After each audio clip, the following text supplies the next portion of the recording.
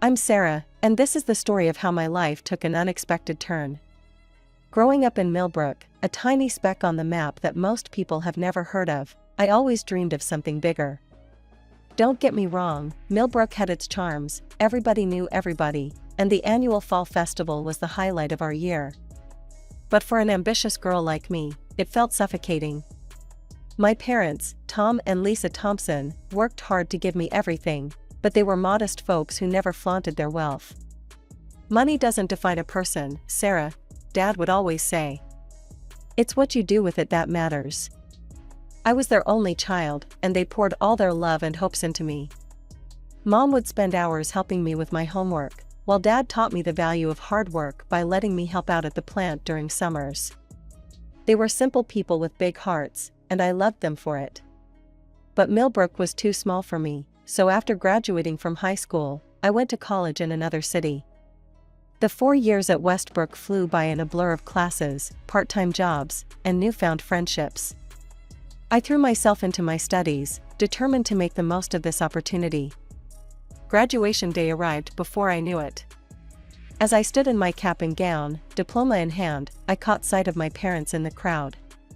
Dad was beaming with pride, and Mom was dabbing at her eyes with a tissue. I'd done it, I was a college graduate, ready to take on the world. But the real world had other plans. The job market was tough, and despite my degree, I found myself struggling to land a position in my field. After weeks of rejections, I finally got an offer as a secretary assistant at Global Trade Incorporated, a large trading company in the heart of the city. It's not exactly what I studied for, I told my parents over the phone, trying to hide my disappointment.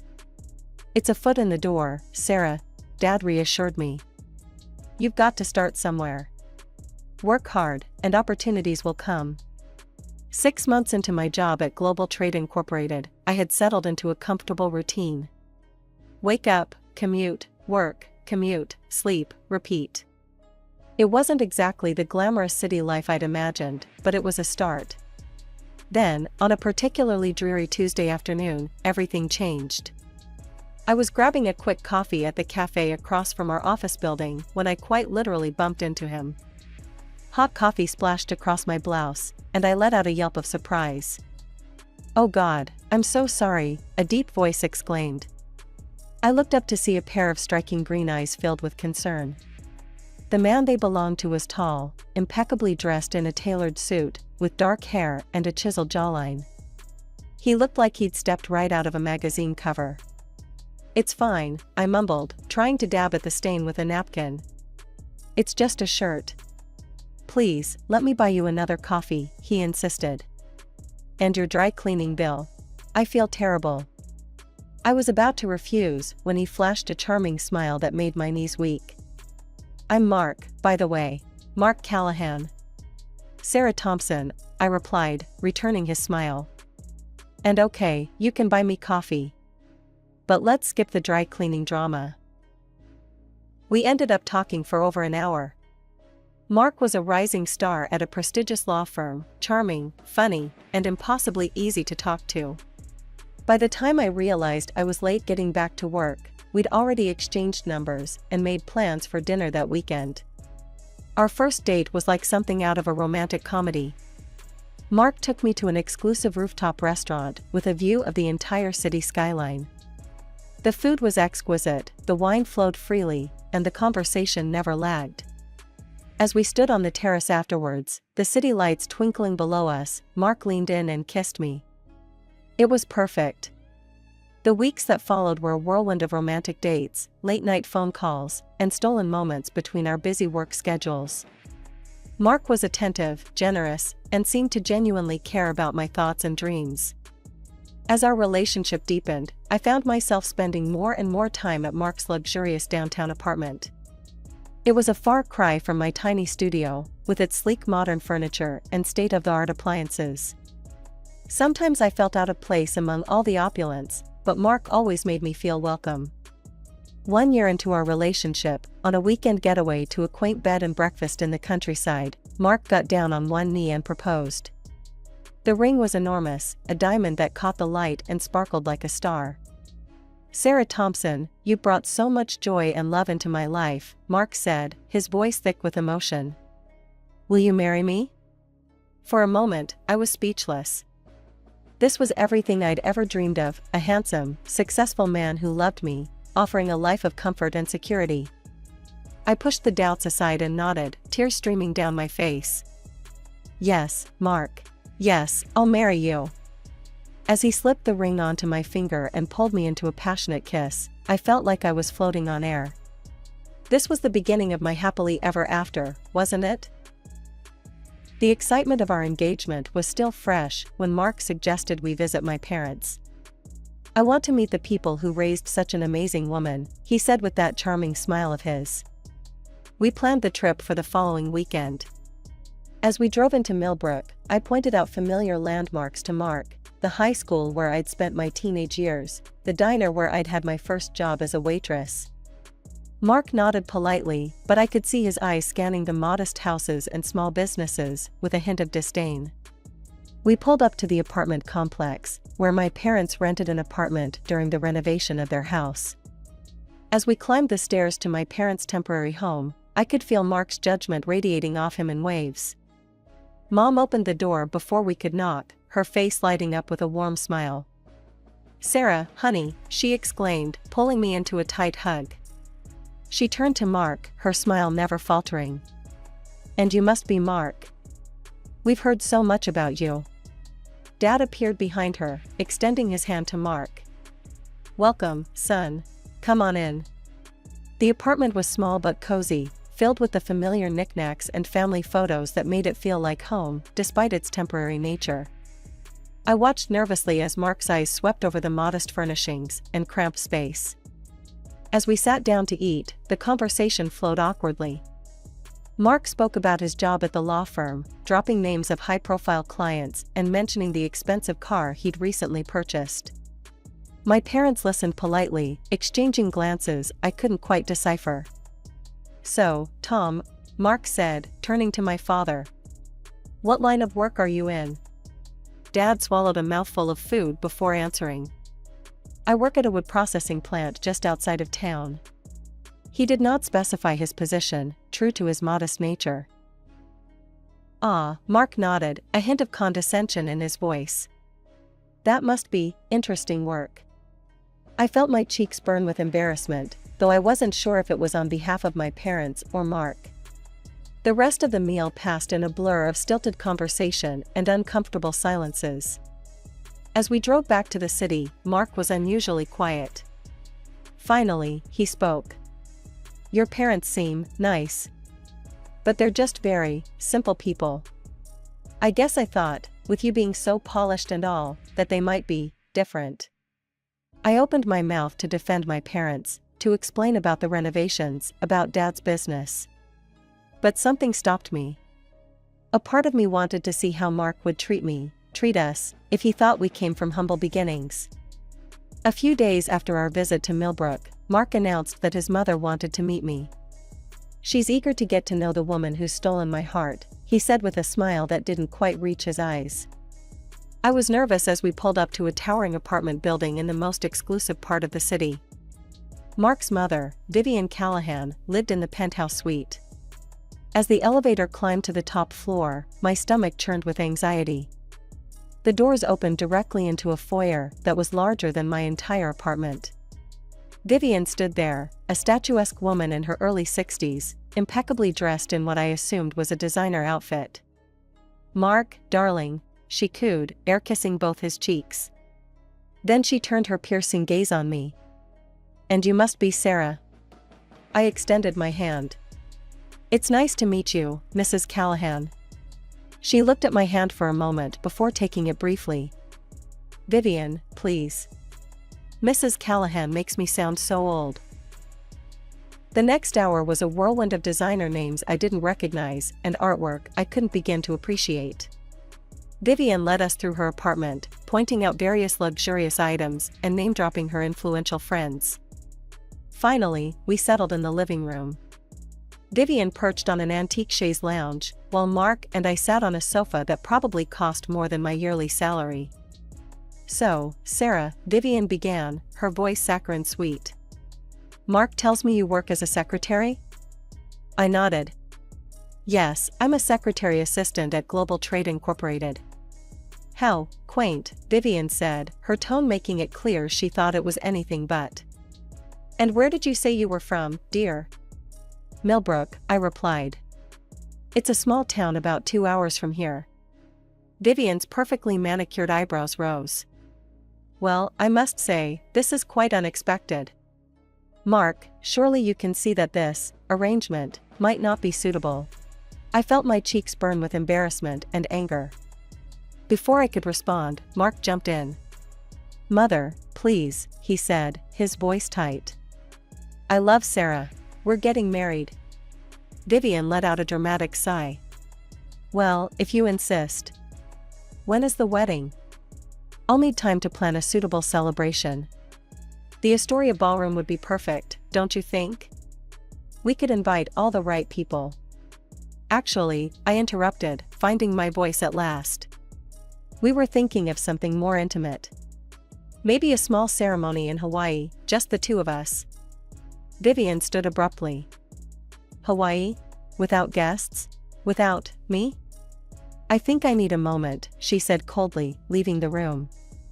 Mark turned to me, his expression a mix of frustration and disapproval. Maybe we can find a compromise? Something that makes everyone happy? Finally, we reached a compromise. We would have our ceremony in Hawaii as planned, but we'd allow Vivian to attend and document the event for her social media. It wasn't ideal, but it seemed like the best way to keep the peace. 4 months after that tense meeting with Vivian, Mark and I found ourselves on a beautiful Hawaiian beach, ready to say our vows. The setting was perfect, golden sand, crystal clear water, and a breathtaking sunset. But the moment was somewhat marred by Vivian's constant presence, her phone always at the ready to capture every moment. The ceremony itself was beautiful, despite Vivian's interruptions.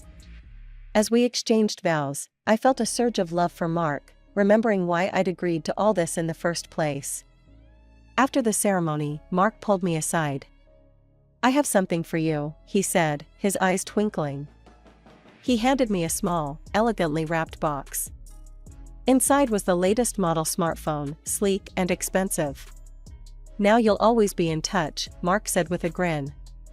I forced a smile, trying to ignore the pang of disappointment. It was a generous gift, but it felt impersonal, especially for a wedding present. Thank you, I said, giving him a kiss. I have something for you too. I handed him a carefully wrapped package.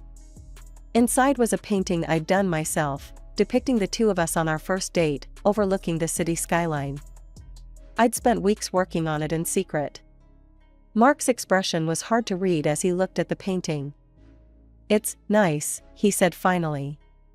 Very thoughtful. I couldn't help but feel a twinge of hurt at his lukewarm response. But before I could dwell on it, Vivian swooped in, insisting on more photos. When we returned home, I hoped things would settle into a peaceful routine. For a while, they did. Our life together was filled with love, laughter, and the excitement of building a future together. But as the weeks passed, I began to notice changes. Vivian's influence seemed to grow stronger, even from a distance. She called constantly and even show up unannounced, critique my housekeeping, and often film her inspections to send to Mark. When I tried to talk to Mark about it, he just shrugged. That's just how Mother is, he said. You need to be softer with her. She means well. Weeks passed, and I found myself increasingly involved in Global Trade Incorporated's operations. One day, our company was on the verge of signing a critically important contract with an Italian firm. As I sat in on the meeting, taking notes as usual, I noticed our hired translator struggling with the complex business terminology. The Italian executives were growing visibly frustrated, and I could see the deal slipping away. Without thinking, I stood up and addressed the room in fluent Italian. Signori, permettetemi di chiarire alcuni punti. I said, smoothly explaining the finer details of our proposal. The room fell silent, all eyes on me. For the next hour, I facilitated the negotiations, switching effortlessly between English and Italian. By the end, we had not only salvaged the deal, but secured even better terms than initially proposed. As the Italian executives left, clearly impressed, my boss, Mr. Johnson, pulled me aside. "Sarah, I had no idea you spoke Italian," he said, his eyes wide with surprise. I smiled sheepishly. "I actually know several languages. I have a degree in international business with a focus on linguistics." Mr. Johnson's eyebrows shot up. "Why on earth are you working as a secretary?" I shrugged, not wanting to get into the complexities of my personal life. It was the position available when I applied. The next morning, I arrived at work to find Mr. Johnson waiting for me. "Sarah, I've been reviewing your file," he said. "Your qualifications are impressive. I'd like to offer you a position as my assistant, with a 2-month probationary period. What do you say?" I was stunned. Yes, of course. Thank you, Mr. Johnson." As I settled into my new role, I felt a surge of pride and excitement. Finally, I was using my skills and education to their full potential. That evening, I rushed home, eager to share my good news. "Mark, you won't believe what happened today," I began, launching into the story of the Italian deal and my promotion. To my disappointment, Mark's reaction was lukewarm at best. "That's nice, dear," he said, his attention barely leaving his phone. "But are you sure you want to take on more responsibility at work?" Before I could respond, Vivian's voice cut in. She had let herself in again, unannounced. "A promotion? How suspicious. I wonder what you did to earn that." I felt my face flush with anger and embarrassment. "I earned it through hard work and skill, Vivian. Nothing more." She huffed, clearly unconvinced. "We'll see about that." A few days later, I was in the middle of a staff meeting when a commotion erupted in the office. To my horror, I saw Vivian striding through the cubicles, her sharp eyes darting around. 1, 2, 3, she counted loudly, pointing at my male colleagues. "My goodness, Sarah, you're practically drowning in testosterone here." My coworkers stared in shocked silence as Vivian made her way to Mr. Johnson's office. She peered in, then turned to address the room. "Well, at least the boss is old. Though that doesn't always stop some women, does it?" I felt my carefully constructed professional image crumbling around me. "That's enough," I snapped, my voice shaking with anger. "You need to leave. Now." As security escorted Vivian out, I turned to face my colleagues, their expressions a mix of pity and curiosity. I had never felt so humiliated in my life. The opportunity to escape the suffocating atmosphere at home came unexpectedly when Mr. Johnson asked me to accompany him on a business trip to a neighboring city. We were negotiating a merger with another company, and he wanted me there to assist with the details. The negotiations were intense but exhilarating. After a particularly productive day, our team decided to celebrate with a business dinner at a local restaurant. As we left the restaurant, laughing and discussing our progress, I noticed something odd. A car seemed to be following us, keeping its distance, but always in sight. A chill ran down my spine. "Is everything okay, Sarah?" one of my colleagues asked, noticing my discomfort. I hesitated, not wanting to seem paranoid. "I'm not sure. Would you mind walking me back to the hotel?" As we approached the hotel entrance, the car that had been following us suddenly pulled up. To my horror, Mark and Vivian stepped out, their faces contorted with anger. "I knew it!" Vivian shrieked, pointing an accusing finger at me.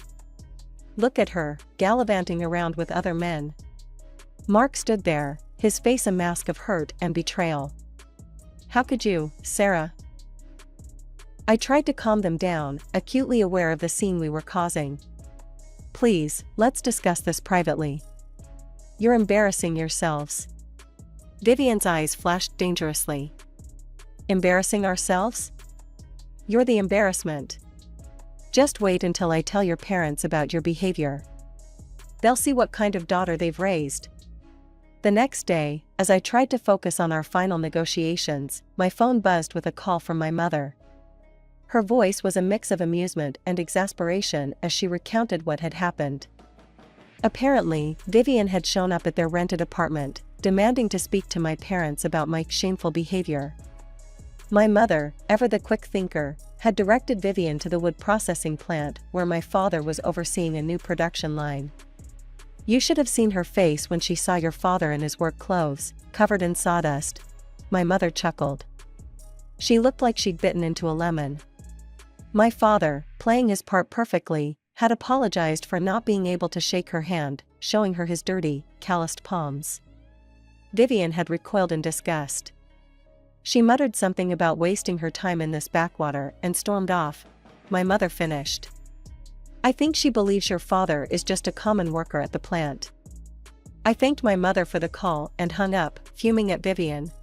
I returned home from the business trip, emotionally drained and dreading the confrontation that awaited me. As I walked through the door, I found Vivian and Mark waiting for me, their faces a mix of disdain and false pity. Vivian approached me, her voice dripping with condescension. "Sarah, dear, I've had a revelation. I now understand that we can't expect good breeding from you, not when your father is just a common worker with such dirty hands." She paused, taking a theatrical breath and arranging her face into an expression of humble concern. "My heart just aches for Mark. He deserves so much better." To my shock and disappointment, Mark stepped forward and embraced his mother. "It's okay, Mother. I'm sorry about Sarah's parents. They're just at a different level of development than us." Something snapped inside me. I'd endured months of criticism, manipulation, and disrespect, but this was the final straw. "If I'm so beneath your standards," I said, my voice shaking with anger, "then perhaps we should divorce. Clearly, I'm not the ideal wife you're looking for." Vivian's eyes lit up at my words. "What a splendid idea," she exclaimed, not even trying to hide her glee. I turned to Mark, hoping to see some sign of protest or regret in his eyes. Instead, he just nodded lazily, as if we were discussing something as trivial as what to have for dinner. Without another word, I pulled out my phone and called my mother. "Mom," I said, my voice breaking slightly, "it's over. They want a divorce." "Oh, honey," my mother sighed, her voice a mixture of sadness and resignation. "I can't say I'm surprised. Your father and I are leaving right now. Pack your things and wait for us." As I moved to our bedroom to pack, Vivian followed close behind, her eyes hawk-like as she monitored every item I placed in my suitcase. "That blouse was a gift from Mark," she'd say, or "those earrings belong to our family." I didn't bother arguing. I packed only what I'd brought into the marriage, leaving behind all the expensive gifts and designer clothes that had never felt like me anyway. By the time I heard my parents' car pull up outside, I was ready to leave. As I wheeled my suitcase to the elevator, Mark and Vivian followed, clearly eager to see me go. In the parking lot, I saw my parents' old, beat-up car, the one they kept for sentimental reasons. Mark and Vivian burst into laughter at the sight. "Look at that wreck," Vivian cackled. "It'll probably break down before they make it home." I bit my tongue, resisting the urge to reveal the truth about my family's financial situation. Instead, I watched as my father calmly stepped out of the car, holding a manila envelope. "These are the divorce papers," he said, his voice steady as he handed them to Mark. "You'll find everything in order." Mark's smug smile never faltered as he signed the papers without even reading them. He probably thought he was getting the better end of the deal. As I climbed into the back seat of my parents' car, I felt a strange mix of emotions: relief, sadness, anger, and underneath it all, a growing sense of freedom. The morning after my return to my parents' home, my phone rang. It was Mark, his voice cold and demanding. "I want my wedding gift back," he said without preamble. "The phone I gave you. Return it immediately." I was stunned by his pettiness, but quickly composed myself. "Sure, Mark. I'd be happy to return it. But you'll have to come and get it yourself. I'll text you the address." That evening, I watched from the window as Mark's expensive car pulled up in front of my parents' mansion. He and Vivian stepped out, their jaws dropping as they took in the sprawling estate before them. I couldn't help but chuckle at their confusion. They stood there for several minutes, clearly trying to reconcile what they were seeing with their preconceived notions about my family. Finally, my parents and I emerged from the house, purposely ignoring our unexpected guests. Dad casually pressed a button on his key fob, and the massive garage doors slid open, revealing 3 luxury vehicles. We climbed into the newest model, a car worth more than Mark's annual salary, and smoothly pulled out onto the driveway. Mark and Vivian stood there, slack-jawed. What is this?" Mark stammered. I stepped out of the car, feigning surprise at seeing them. "Oh, hello. Did you need something?" This house. These cars. How?" Vivian sputtered. I smiled sweetly. "Oh, didn't you know? My father owns the wood processing plant. He's also a major commercial real estate developer in the area." Vivian shook her head vehemently. "No, that's impossible. I saw your father in dirty work clothes, with filthy hands." "Ah, yes," I nodded. "You caught him on the day he was personally overseeing the launch of a new production line. It's a tradition of his, to be hands-on with every new project." The realization of their massive misjudgment dawned on Mark's face. In a flash, he turned to his mother, roughly shoving her aside. "You stupid, meddling witch," he shouted. "This is all your fault. Look what you made me lose." He then rushed towards me, falling to his knees. "Sarah, baby, I'm so sorry. I didn't know. Please, give me another chance. We can start over." I felt a wave of disgust wash over me. Without a word, I turned and got back into the car. Dad pressed the remote, closing the garage doors.